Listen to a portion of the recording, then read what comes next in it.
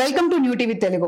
తాను ఇక జనంలోనే ఉండేలా ప్రయత్నిస్తానని వైసీపీ అధినేత జగన్ నేతలతో చెప్పారు. కింది స్థాయి కార్యకర్తలు ఇబ్బంది పెడితే ఎవరూ చూస్తూ ఊరుకోవద్దని, న్యాయ పోరాటం చేసి క్యాడర్ను రక్షించుకుందామని ఆయన సమావేశంలో పిలుపునిచ్చారు. ప్రజలు ఇచ్చిన తీర్పును గౌరవిస్తూనే తిరిగి పుంజుకునేందుకు ప్రయత్నిద్దామని జగన్ వ్యాఖ్యానించారు. వైసీపీ నేతల విస్తృత స్థాయి భేటీలో పార్టీ అధినేత జగన్ కీలక నిర్ణయం తీసుకున్నట్లు తెలుస్తోంది. రాష్ట్ర వ్యాప్తంగా రాజకీయ దాడుల్లో గాయపడిన వారిని ఆయన పరామర్శించనున్నట్లు సమాచారం.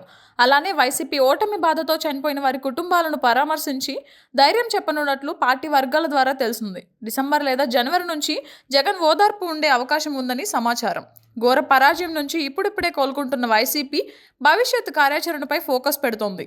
ఇప్పటి వరకు తన ఆఫీస్కు వచ్చిన నేతలతో ఓటమిపై విశ్లేషణ చేసిన జగన్ తాజాగా ఇటీవల ఎన్నికల్లో గెలుపొందిన ఎమ్మెల్యేలు, పోటీ చేసిన అభ్యర్థులతో కీలక సమావేశం నిర్వహించారు. శుక్రవారం నుంచి అసెంబ్లీ సమావేశాలు ఉండడంతో ఆయా అంశాలపై చర్చించారు. అసెంబ్లీ సెషన్స్లో ఎలా వ్యవహరించాలి, ప్రజా సమస్యలపై ఎలా పోరాడాలనే దానిపై వైసీపీ నేతలకు జగన్ దిశానిర్దేశం చేశారు.